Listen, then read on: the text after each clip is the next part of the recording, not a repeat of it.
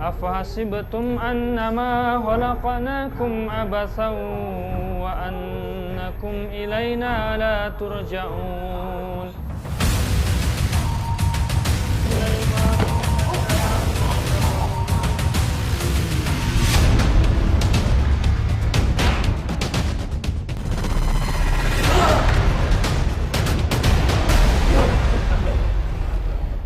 وننزل من القرآن ما هو شفاء ورحمة للمؤمنين.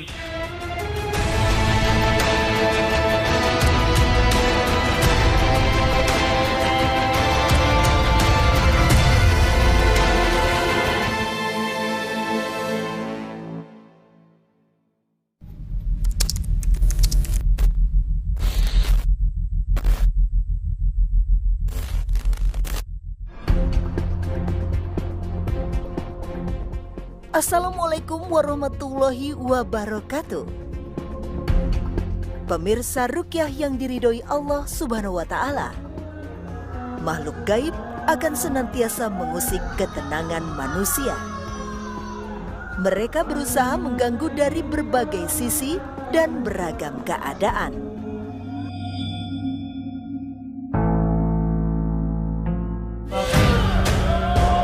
Dan salah satu yang dibuat tidak nyaman oleh ulah usil jin ialah Nur Aini.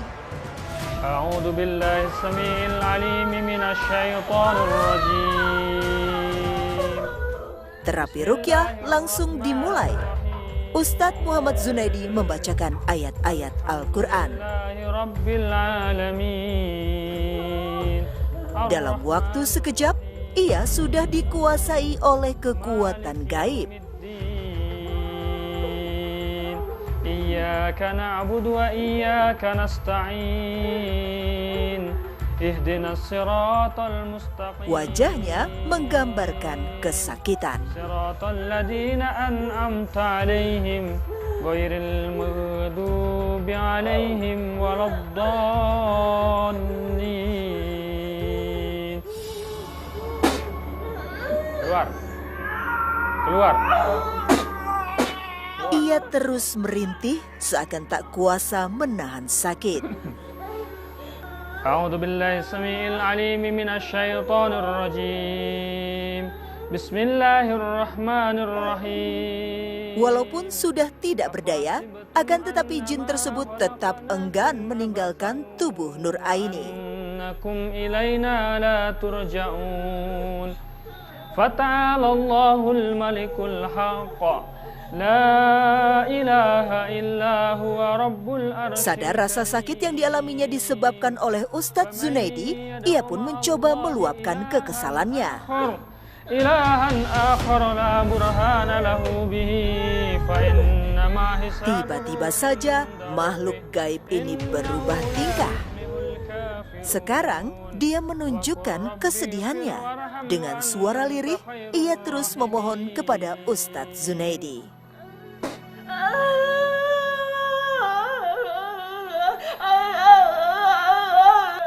Ada korek? Rupanya Nur Aini menyimpan barang-barang yang ternyata mengandung pengaruh makhluk gaib. Semuanya, Pak. Pak Ustadz, kenapa ini harus dimusnahkan? Apa hubungannya benda-benda ini dengan Ibu Nur Aini? Nah, jadi benda-benda ini dijadikan sebagai wasilah untuk bersemayamnya jin. Jadi emang awalnya ini buat menjaga, ya, tapi ternyata malah mudarat. Karena dia juga bergantung kepada benda-benda ini. Di saat sadarnya pun dia ketakutan membakar benda ini atau membuang benda ini. Ya, jadi ketakutan itu menunjukkan bahwa hatinya punya keterikatan dengan benda ini. Melihat reaksinya seperti itu, membuat saya dan Ustadz Jamiluddin tidak tega. Kami pun bergegas menghampirinya dan mencoba menenangkan.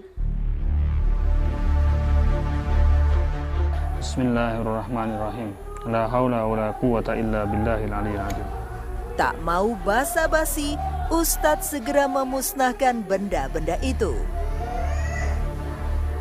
Berbarengan dengan dibakarnya jimat, Nur Aini pun turut bereaksi. Seakan saling berkaitan, antara Nur Aini dan jimat-jimat tersebut.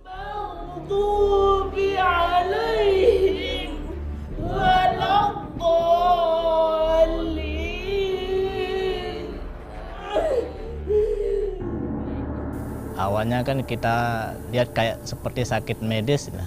Jadi kita ke dokter aja tiap Tapi itu perkembangannya kadang sehat sebentar lagi terus begitu. Sehingga pada akhirnya agak kelihatan gitu. Oh ternyata sepertinya bukan penyakit medis kan. Dalam rentang waktu dia mengalami gangguan-gangguan tersebut, dia mencari solusi dengan cara yang salah. Kalau saya mengistilahkannya jeruk makan jeruk, ngobatin jin dengan jin. Sehingga gangguan jin itu bukan semakin sembuh, malah semakin bertambah-tambah. Ya. Bismillahirrahmanirrahim. Pemirsa Ruqyah, tahapan Ruqyah berikutnya adalah Ustadz Zunaidi akan membuat air Ruqyah yang nantinya diperuntukkan bagi perempuan yang tinggal di daerah Jempong Barat, Nusa Tenggara Barat ini.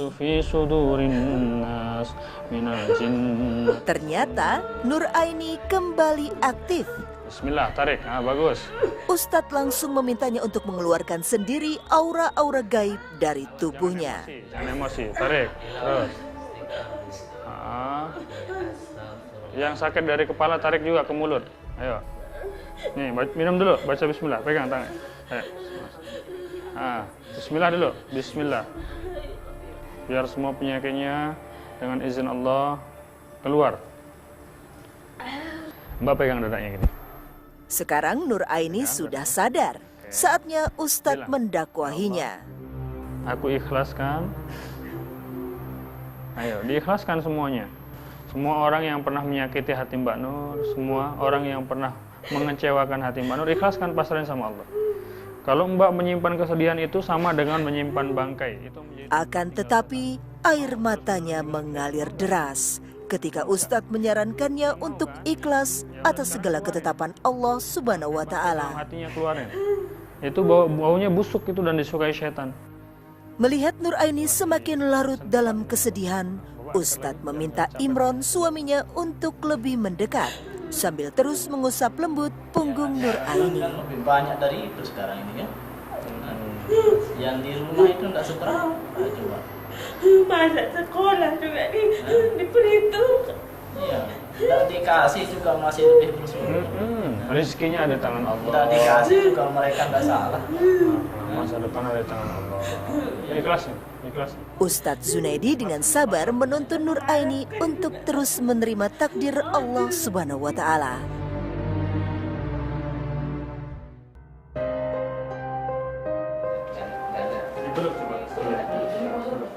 Pemirsa Ruqyah, melihat kondisi Nur Aini yang sudah pulih, Ustadz meminta Nur Aini dan sang suami untuk berdiri dan saling memaafkan satu sama lain. Saya terima dengan ikhlas kekurangannya dan kelebihannya. Nur Aini kerap dikuasai oleh energi gaib hingga sering kesurupan semenjak dirinya duduk di bangku sekolah menengah atas. Kemungkinan bisa jadi memang sihir tafrik, sihir pemisah. Nah, sihir itu selalu dibuat oleh orang yang membuatnya menggunakan buhul. Buhul itu kayak tadi tuh ikatan-ikatan yang dimantrai. Oke. Nah, biasanya buhul itu diletakkan tidak jauh dari tempat tinggal kita. A'udzubillahi minasyaitonirrajim. Pemirsa Ruqyah, terapi Ruqyah belumlah usai. Sebab Ustadz Zunaidi kembali menangkap adanya keganjilan. Ustadz pun meminta Nur Aini untuk mengelilingi rumahnya, memasuki setiap ruangan secara bergantian. Tepat saja, Nur Aini menunjukkan perbedaan. Tiba-tiba punggungnya membungkuk dengan sendirinya. Tetapi mendadak badannya berubah lemas ketika kakinya tepat berada di ruang tamu. Kalau sudah kita duduk di ruang tamu itu merasa sakit di perut. Perut sudah mulai memual, memuntah, pusing gitu. Di sana sudah tidak enak sudah di situ, merasa takut. A'udzubillahi minasyaitonirrajim. Pemirsa Ruqyah, memperhatikan terus reaksi yang keluar dari Nur Aini membuat Ustadz Zunaidi mengambil tindakan. Ustadz meminta disiapkan air yang telah bercampur dengan garam. A'udzubillahi minasyaitonirrajim. Bismillahirrahmanirrahim. Selanjutnya, Ustadz menyemprotkan air ruqyah itu ke setiap sisi rumahnya. Qala bal alqu fa idza hibaluhum wa ishihum yukhayyalu ilaihi min sihrihim annaha tas'a. Baca bismillah, coba ditarik ke arah mulut, tarik semua yang berasa tidak nyaman.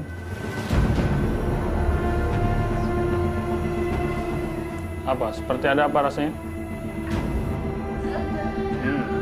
Terus. Jin dalam jasadnya semakin melemah. Terus.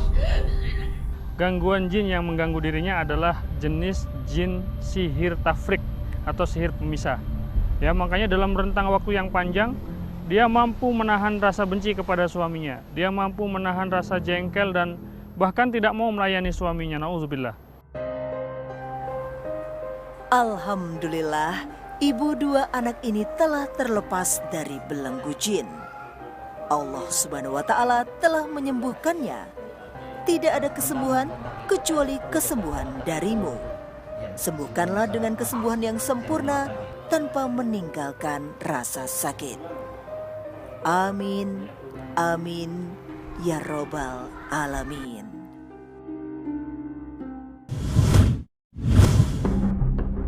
Pemirsa Ruqyah, kali ini program Ruqyah menyajikan perjuangan saudara-saudara kita yang ingin berlepas diri dari jeratan jin dan gangguan gaib lainnya.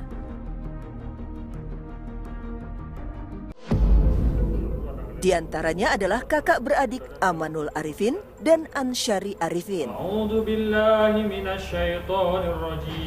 Ayat-ayat Al-Quran mulai dilantunkan Ustadz Muhammad Zunaidi. Alif Lam. Ekspresi wajah mereka mulai tegang.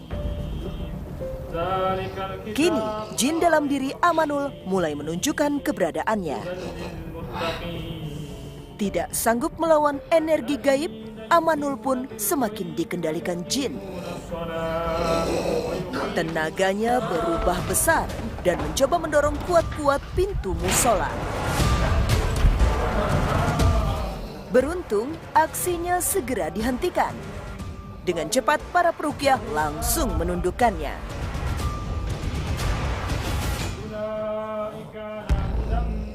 Remaja 21 tahun ini semakin berontak dan seakan siap melumpuhkan lawannya.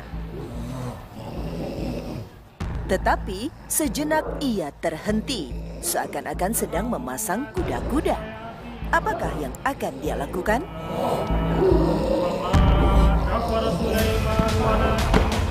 Ternyata Ansyarilah yang dituju Amanul.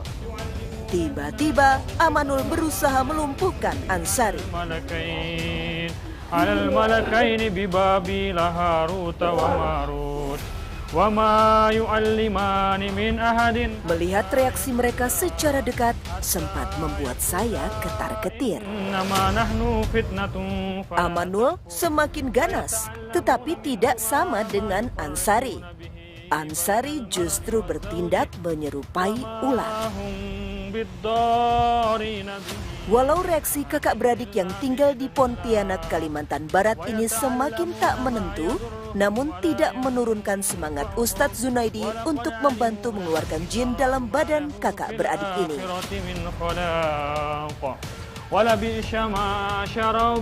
Amanul sudah lebih tenang, giliran Ansari yang berubah garang. Keluar kamu dari jasad saudariku. Sebelum bapaknya meninggal, dia memang ada nyimpan barang kayak mode kris gitu kan. Tapi setelah bapaknya udah 40 hari, kris itu saya kasihkan dengan keluarganya gitu. Karena saya kan nggak mau nyimpan, takut kan. Kini, Ustadz Zunaidi yang menjadi sasaran amukan Ansari.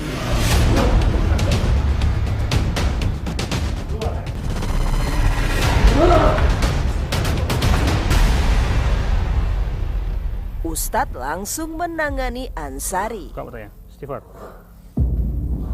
Alhamdulillah, Ansari sudah sadar. Keluar dari tubuhnya. A'udzu billahi minasyaitonir rajim. Bismillahirrahmanirrahim. Innalladzina kafaru bi ayat. Pemirsa Rukyah, Amanul masih terkungkung dalam gelombang makhluk gaib. Jadi pemirsa, kedua pemuda ini dikuasai oleh jin yang gayanya mirip seperti harimau. Ya. Dia berusaha untuk lari ke sana kemari, bahkan beberapa kali yang satu berusaha untuk menyerang ya. Mereka tidak pernah dengan sengaja mempelajari ilmu-ilmu pengisian dan sebagainya. Ya. Kalau hasil diagnosa yang sebelumnya dilakukan oleh tim kami, ini ada indikasi nasab. Kita akan coba bimbing kedua pemuda ini untuk melakukan ikrar pemutus. Waktu itu saya pergi tempat teman, dan waktu itu teman saya itu lagi ada kelahi sama alam gaib. Dia punya peliharaan. Saya nggak tahu pasalnya apa. Tiba-tiba saya mual dan merinding. Tiba-tiba saya dimasukin sosok harimau. Setelah itu badan saya luka-luka seperti cakaran harimau. Saya tanya, agama kamu apa? Setelah itu perasaannya menjadi peka dan mudah sekali melihat perwujudan makhluk-makhluk gaib. Yang dibawa oleh Rasulullah SAW. Tahu? Setelah itu, kejadian itu saya mengalami di rumah. Setelah almarhum meninggal, itu saya pernah melihat sosok tinggi, besar, itu pakai jubah hitam, matanya kuning, sinar terang. Setelah itu, setiap harinya saya sering melihat sosok-sosok yang di rumah. A'udzu billahi minasyaitonir rajim. Idza ja'akal munafiquna qalu nashhadu innaka la rasulullah wallahu ya'lamu innaka la rasuluh wallahu yashhadu innal munafiqina lakadzibun ittakhadhu aymanahum junnatan fasaddu an sabilillah innahum sa'a ma kanu ya'malun. Ya, keluar, bagus. Bertobat sama Allah. Bismillahirrahmanirrahim. Wa qul ja'al haqq wa zahaqal batil innal batila kana zahuqa wa nunazzilu minal qur'ani ma huwa syifaa'un wa rahmatul lil mu'minin wa la yazidu dzalimina illa. Jadi, pemirsa, ketika kita berikan nasihat, dia adalah jin muslim, kita berikan nasihat, dia menerima nasihat tersebut dan dia keluar dari tubuhnya. Karakter jin itu mirip seperti manusia, ketika disampaikan kepada mereka nasihat-nasihat hak, mereka akan mengikutinya jika mereka menerima. Dan sepertinya inilah yang terjadi dengan saudara kita ini. Coba Bang. Waktunya awalnya itu saya tuh seringnya merinding dan mual seperti saya alami di tempat teman saya. Itu yang sering saya alami dan saya sampai tidak sadar. Itu. Lain lagi yang dirasakan Ansari. Ia mampu melihat bermacam wujud jin ketika dia mulai sekolah menengah atas. Pas waktu masuk pondok saya bisa melihat sok-sok makhluk gaib. Dan waktu itu pas saya mau pergi ambil buku, tiba-tiba tuh ada sosok makhluk ada menarik saya. Dia bilang, kamu pergi ke WC, kamu lihat bawah. Pas saya lihat ke bawah tuh ada darah. Pas itu saya keluar dan esok harinya saya bisa melihat gaib-gaib. Bermula dari ia sering bermimpi neraka, lama-kelamaan dimensi gaib seakan terpampang nyata di hadapannya. Mulanya pas saya dalam mimpi, tiba-tiba malaikat nyeret saya. Pas itu ada malaikat penyiksaan. Pas malaikat yang nyeret saya itu dia bilang, kamu ini harus masuk neraka jahanam katanya. Dan saya menjawab, apa salah saya katanya. Kamu dalam dunia ini kamu suka berbuat maksiat katanya. Tidak sholat dan tidak mengaji. Dan itu pas saya disiksa, saya tiba-tiba terbangun. Saya pas subuh tuh sholat subuh. Udah pas selesai sholat subuh ngaji, pas selesai ngaji itu saya bisa melihat makhluk gaib. Untuk jaga diri palingan untuk kita sendiri aja gitu. Palingan fisik gitu ya. Nggak ada lain. Pemirsa Ruqyah, tiba-tiba saja Ansari lagi-lagi tersetrum aura gaib. Jin terus mengontrol raganya.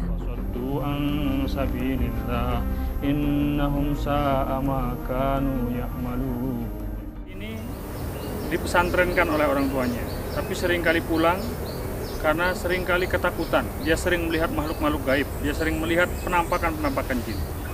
Hingga suatu hari dia ngomong sama ibunya, "Bu, tolong bantu saya untuk menutup mata batin saya." Dia berkali-kali mengucapkan itu kepada ibunya. Dia minta agar mata batinnya ditutup karena dia merasa terganggu, merasa tersisa dengan penampakan-penampakan yang selalu terlihat. Bismillahirrahmanirrahim. Ustadz langsung menghampiri Ansari sambil terus meruqyahnya. Kullama nadijat juluduhum baddalnahum juludan ghairaha liyadhuqul adab. Innallaha kana azizan hakima. Khususnya bapaknya itu menyukai dunia mistis. Bapaknya pernah memburu ilmu-ilmu semacam itu. Ya, jadi indikasi gangguan yang ada dalam tubuhnya adalah gangguan jin nasab atau gangguan jin turunan. Biasanya orang-orang yang mendapat gangguan jin turunan dikenal dengan istilah anak indigo. Anak-anak yang mendapatkan kelebihan sejak lahir. Tapi sebenarnya bukan kelebihan, gangguan. Tapi masyarakat kita menganggap itu sebagai suatu kelebihan. Kemudian kakaknya, selain memang ada unsur nasab yang ada di dalam selain ada unsur nasab dari garis bapaknya, dia juga senang dengan ilmu-ilmu bela diri. Dia terikat dengan satu perguruan bela diri. Nah, itu yang membuat kemudian gangguan jin dalam tubuhnya itu semakin mapan. Ya, sebenarnya belajar bela diri itu sesuatu yang baik, tetapi ketika ada unsur-unsur gaib, ada unsur-unsur jin di dalam tubuhnya, maka jin itu akan menanamkan atau menumbuhkan kesombongan, keangkuhan, dan rasa ingin bertarung kepada siapa saja.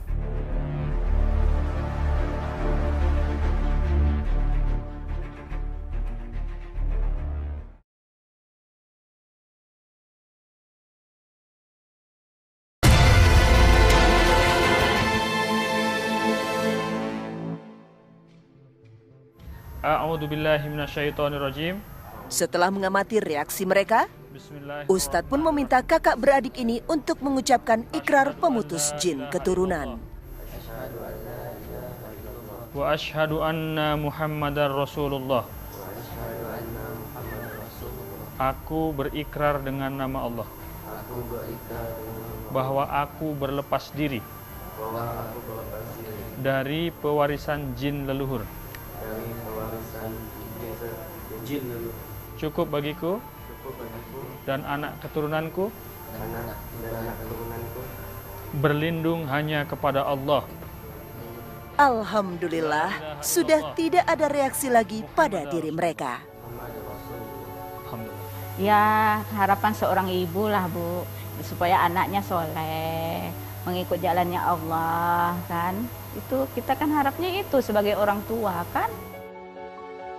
Ada tips-tips juga Pak Ustadz untuk mereka berdua? Ya, tipsnya yang jelas sholatnya dijaga 5 waktu ya, usahakan berjamaah.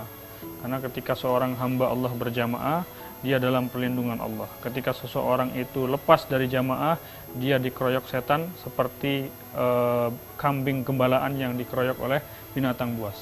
Sungguh, Allah Subhanahu wa Ta'ala adalah Zat yang Maha menyembuhkan segala penyakit. Seperti yang dikisahkan dalam Al-Quran Surah Asy-Syu'ara ayat 80 saat Nabi Ibrahim alaihissalam menyampaikan syiar kepada umatnya. Dan apabila aku sakit, dialah Allah yang menyembuhkanku. Semangatlah mempelajarinya, begitu juga dalam ibadah kepada Allah. Jadi kita beribadah sampai merasakan lezatnya, sampai merasakan manisnya, sehingga kita nggak lagi merasa manis dengan maksiat.